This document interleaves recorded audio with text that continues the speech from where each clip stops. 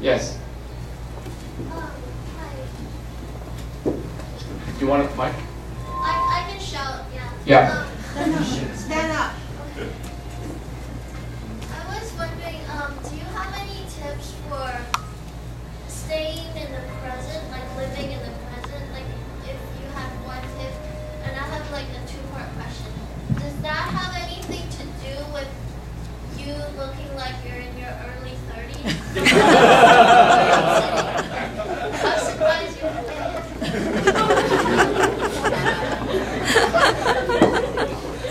But the second one is not a question, it's a statement. It's related. Or you ask me why am I looking like a 30? I cannot give you an answer. What's the first question again? You said living in the present, but like besides like uploading to God, yeah. Like, do you have any other tips for how to really stay in the present? Like, it seems like that you do. Yes, I do. Because, well, like I said, I mean, I'm prepared to go anytime.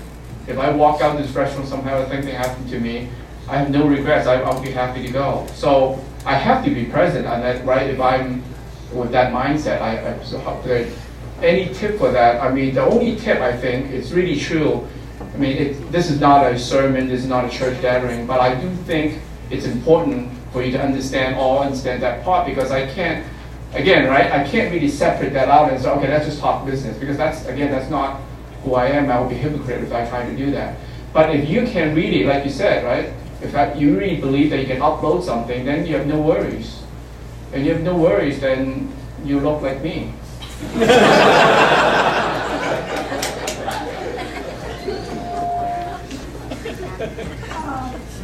Because when you get to a certain age, you know that a lot of things due to a lot of faith. So I'm going to ask you a question. You think your success more due to the blessing of God, or Chinese say luck, or your own effort? No. Just believing in God and willing to upload stuff does not mean that I sit there every day and say hallelujah and just things happen. Right? Remember I said, right? I have faith, which sets my attitude, which being the present, and I'm not so concerned about the profit or I have a different objective, right? But at the same time, I'm being excellent. Like I said, I worked very hard for this presentation here. I rewrote a lot of times because I want to be relevant to all of you. But at the same time, it's a challenge to try to include the faith side without really insulting people that don't believe in it, right? So I have to be, but I don't want to be a hypocrite and try to cover it up either. So yeah, I work hard in the sense that you can say that my travel seems to be like playing, but it's much deeper than that. I mean, that's why I'm saying it will take more days. I can tell you more story, but I think that's the purpose, is to give you a taste of how unconventional I am, and how my recommendation to young people is also unconventional, I would say. So I work very hard. I do work. I don't. The one word I also want to bring out is that I don't care. Statement like this is not important to me. I actually think that those are very dangerous attitudes, and it's counter to the attitude of being excellent. That means no matter what it is, how you carry yourself on a date, on every minute, there should be an excellent angle, and you should care. You should care how you sit. You should care how you talk. You should care how you dress yourself. You should care how you live your life. You should care a simple bowl of rice. You should not just say, I don't care, so I just eat anything, right? So that has implication on your health, on whatever food. So even simple, I'm not talking about necessarily expensive food, but even whatever food that you eat, you need to pay attention and be very serious about it. So this attitude, again, think about it, okay, you guys. I'm talking about deep thinking, right? These are things that you normally don't think about, right? The statement is that this is not important, I don't really care, which means that you can overlook certain things, it's fine. And it is acceptable. I'm saying that be careful of that thought. Be careful of that thought.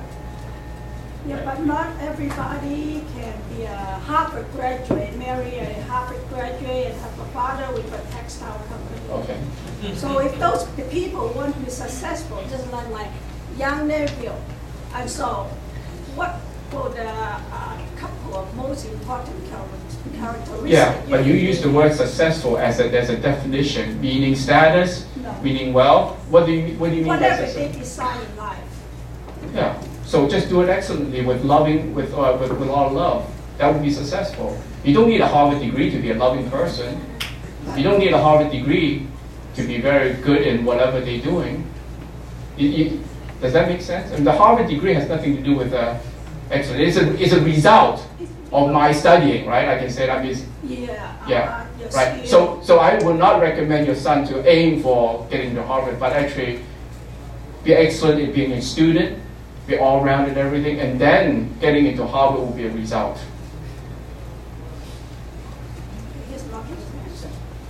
Thank you for sharing. My question is about decision making. So you Yes. shared a lot about yourself and how you make choices in your life journey. But my question is, have you ever met situations like your outside environment or other people influence your choice, which lead you to make a different choice as you planned? Different choices. I want the last part. I mean, make a different choice as you planned. Different from what I would have done. You mean Yeah. force me to make a decision that I don't Yeah. really like? Yeah, that's It never happens. Yeah, it never happens. Because why would I let someone else influence so that I have to do something that I don't like? I mean, like remember I said, I wake up every morning and decide and start thinking what I like to do and I do it. So I'm used to doing things that I want to do. I will not do things, I mean, I don't need to compromise myself.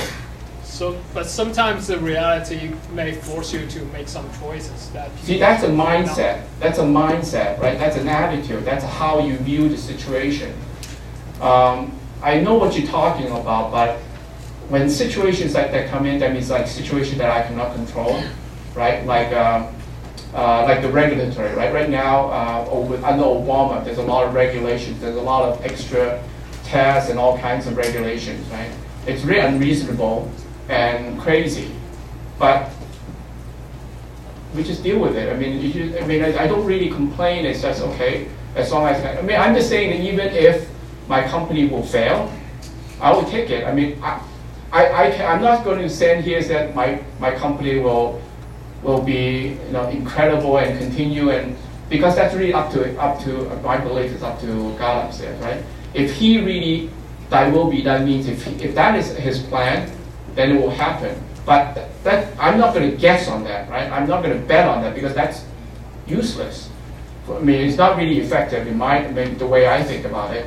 I just go about doing whatever I believe is good through being excellent and being loving, right? That so far has generated good results so far. Let's just put it this way, right? So I will just continue, but I'm also just like I'm ready to go tomorrow with no regrets. It's no problem because maybe it's difficult to I understand because most people don't think about that way. But I can't really make it clearer than what I'm trying to say. I mean, I'm sorry if I didn't do a very, very good job about that. Anybody else? Yes?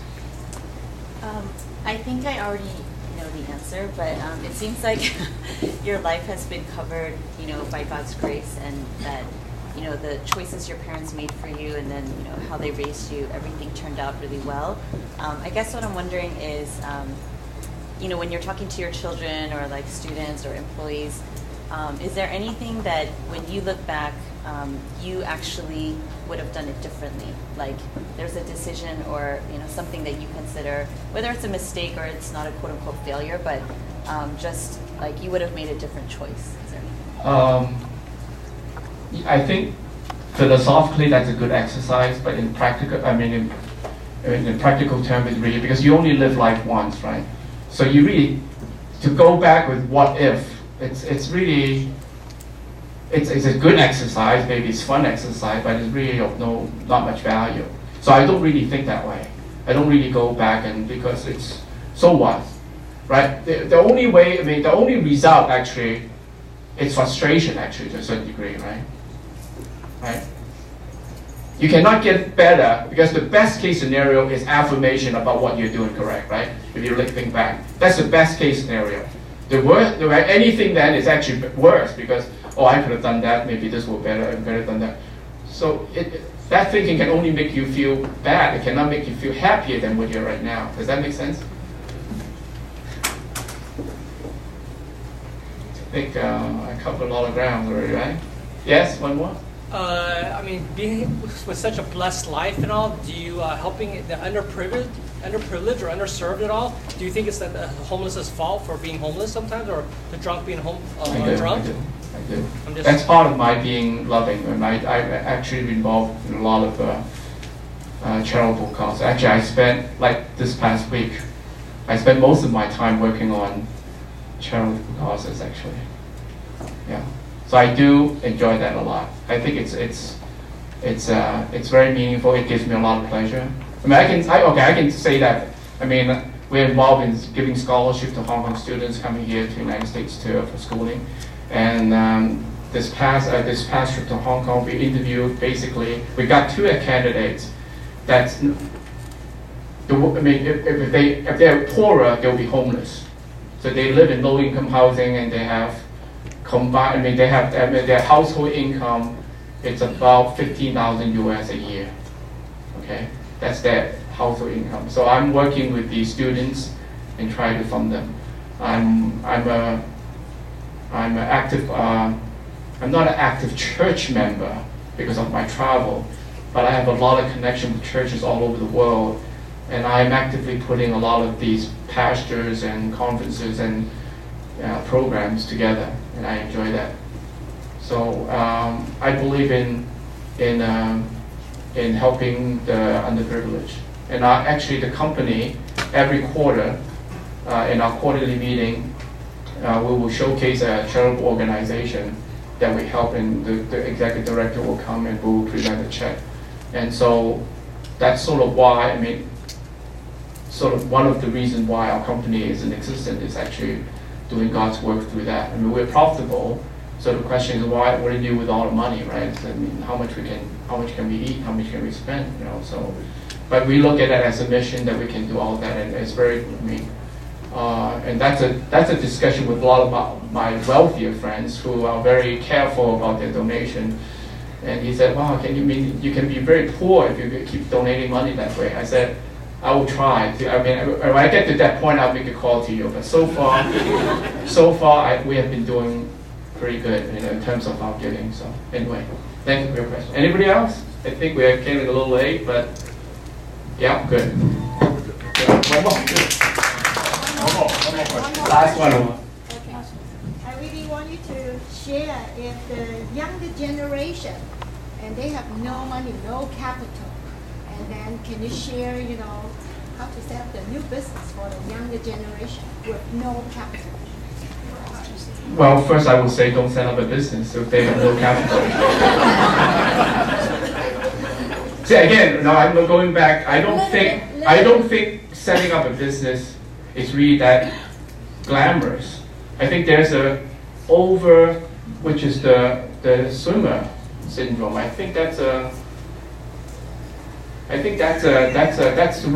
mean, I think there's too much glamour being a business owner. Of course, I enjoyed it, right? But I think I'm in a different situation, if you can understand. I mean, I'm not bashful about it, but I would not recommend casually to anybody. Like I said, just work hard and set a goal and borrow some money if you have a good idea. I really don't think so. That's a whole different.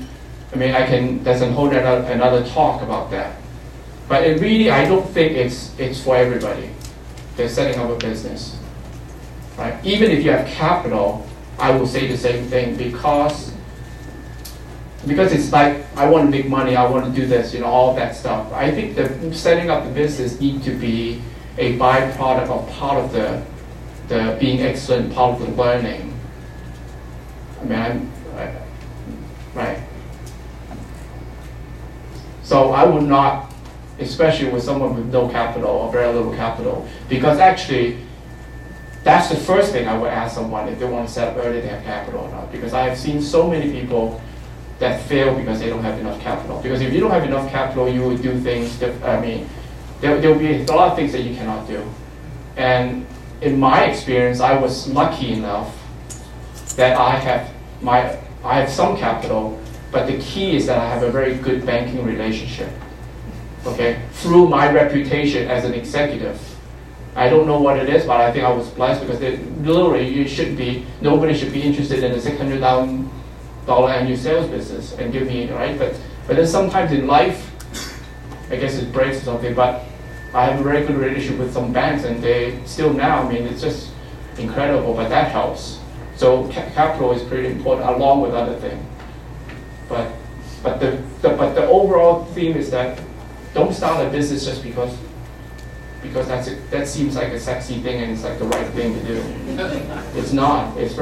Most people fail. That's what I'm saying. You don't hear about these people because that's not what magazines write about. They write about, right, the 10 or 20, and I'm saying they are even more superstar than these Olympic swimmers because you talk about really. So it's a myth that anybody could be like that. So. Thank you.